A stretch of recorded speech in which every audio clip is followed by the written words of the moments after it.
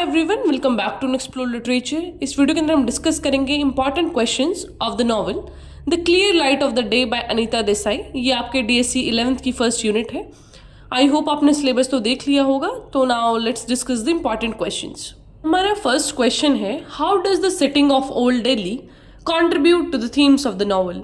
कि जो सेटिंग था पूरा ओल्ड दिल्ली में, पूरा नॉवल सेटअप था, तो किस तरीके से जो ओल्ड दिल्ली का सेटअप है उसने पूरी नोवेल का एक थीम बना कर रखा। तो सबसे पहला थीम है ट्रेडिशन और मॉडर्निटी का। जो ओल्ड दिल्ली है उसको जाना जाता है उसके एंशिएंट मॉन्यूमेंट्स के लिए, बाजार्स के लिए, स्ट्रीट्स के लिए। तो मतलब वो पूरा एक ट्रेडिशन दिखाता है, हिस्ट्री दिखाता है। वहीं पे जो नॉवल है वो मॉडर्न प्रॉब्लम्स को दिखाती है, किस तरीके से लोग स्ट्रगल करते हैं अपनी मॉडर्न लाइफ में, वो सारी चीज़ें। देन इस थीम ऑफ आइडेंटिटी कि कितना एक मल्टी कल्चरल एसेंस है ओल्ड दिल्ली के अंदर, जहाँ पे हिंदू, मुस्लिम और सारी जो अदर कम्युनिटीज़ हैं वो मिलजुल कर ऐसा रहती हैं। और एक थीम है आइडेंटिटी का, बिलोंगिंग का और को एग्जिस्टेंस का।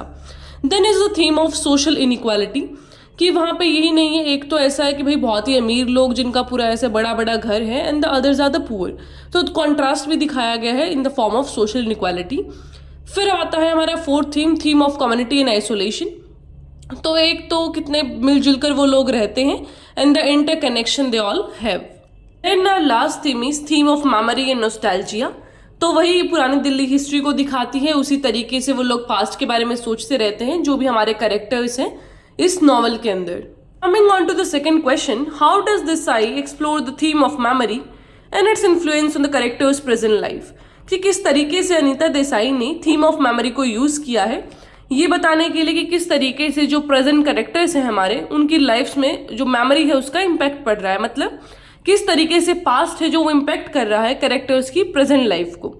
तो यहाँ पे जो अनीता देसाई है उन्होंने डिफरेंट थीम्स को इंटरवीव किया है अपने नरेटिव के अंदर।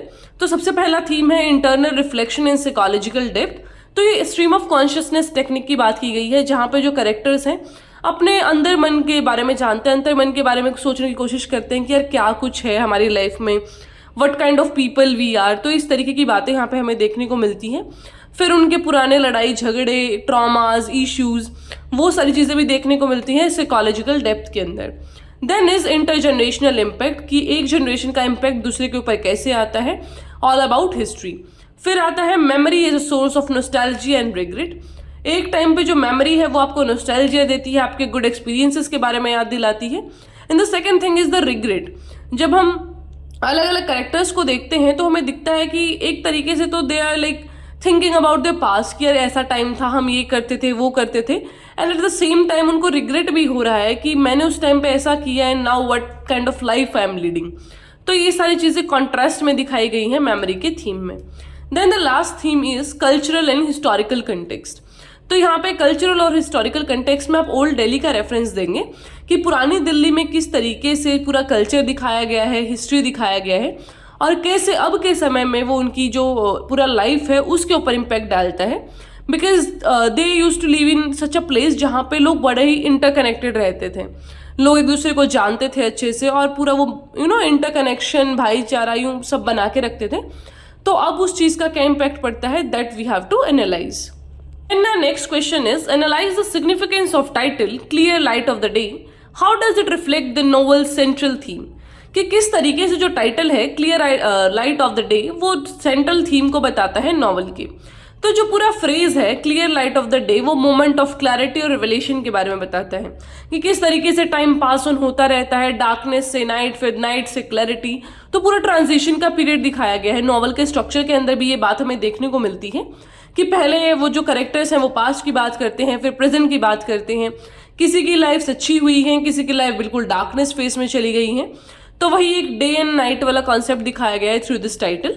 जो डे एक वर्ड है टाइटल के अंदर वो सिंबलाइज करता है प्रेजेंट को, जैसे कि कैरेक्टर का जो एक फाइनल फेस था रियलिटी को, कि उसने किस तरीके से अपने पास्ट ट्रॉमाज और बर्डन्स को ओवरशैडो किया and what kind of life she is leading now.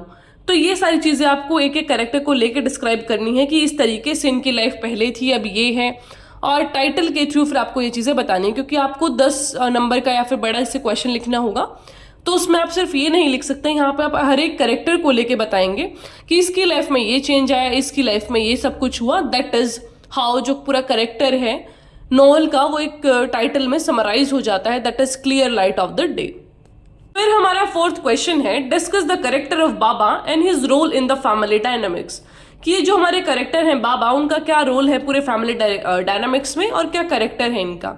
तो सबसे पहला तो है इनका डेवलपमेंटल डिलेड, लाइक वो फिजिकली भी दूसरों के ऊपर डिपेंड थे, तो एक उनका डिपेंडेंसी का स्टेज दिखाया गया है। Then is non verbal and D attached.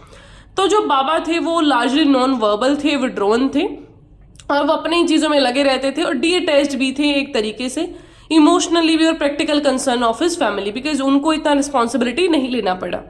फिर आता है कैटलिस्ट फॉर रिस्पॉन्सिबिलिटी, कि जो बिम है उसकी पूरी पर्सनैलिटी ही इनकी वजह से शेप हुई है, because she was the primary care giver to this character बाबा। वो ही इनकी सारी ड्यूटीज और रिस्पॉन्सिबिलिटीज संभालती थी, और इसी की वजह से उनका जो पूरा लाइफ है वो इनके इर्द गिर्द ही घूमता रहा। फिर आता है हमारा last question, in what ways does Desai use imaginary and symbolism to enhance the narrative. कि किस तरीके से इमेजनरी और सिंबल्स का यूज किया है देसाई ने अपनी नॉवल के अंदर, ताकि वो नरेटिव को एनहेंस कर सके।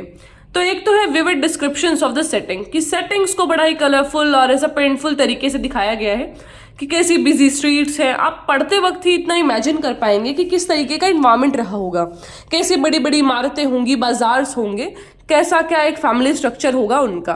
Then is sensory details. Sensory details में उन्होंने दिखाया है साइट, साउंड, स्मेल, टेस्ट। मतलब नॉवल पढ़ते हुए आपको ये लग रहा होगा कि सामने आप उनके बैठे हैं, आप उनकी फैमिली का पार्ट है। तो ये सारी डिटेल्स से आपको ये सारी चीज़ें देखने को मिलती हैं। Then are the symbols. Symbols इसमें नेचर का और एनिमल का दिखाया गया है, ऑब्जेक्ट्स का और मोटिव्स का, कल्चर के भी सिंबल्स दिखाए गए हैं, वो हमें ओल्ड दिल्ली, हिस्ट्री, वो सारी चीज़ों से देखने को मिलेंगे। ऑलराइट, तो इस तरीके से आप इन क्वेश्चंस को अप्रोच करेंगे। आई होप आपको अभी तक समझ आ गया होगा कि किस तरीके से आपको क्वेश्चंस को अप्रोच करना है। इन केस अगर आपको कोई भी क्वेश्चन नहीं आता तो स्टार्ट फ्रॉम द थोड़ा सा करेगा, जैसे फॉर एग्जाम्पल किसी कैरेक्टर के बारे में पूछ लिया कि राइट अबाउट बिम, तो थोड़ा सा तो पता होगा आपको कि कहानी में उसका क्या रोल है। समरी को दिमाग में याद करो और उनके मोटे मोटे से पॉइंट्स ऐसा लिख दो, मेन पॉइंट्स, कि this was the character of बिम, उसने ऐसा किया वैसा किया। फिर अगर बिल्कुल ही नहीं आ रहा है, एक तो होता है कि आप बिल्कुल प्रिसाइज लिखो, एक्सपेक्ट तो यही किया जाता है कि आपका जो क्वेश्चन में पूछा है वो लिखा जाए। अगर नहीं आता है तो फिर समरी लिखना स्टार्ट कर दो, खाली आप उसे नहीं छोड़ के आ सकते हैं। Alright, so this is my advice to you all. I hope आपको ये सारे क्वेश्चन समझ आए होंगे।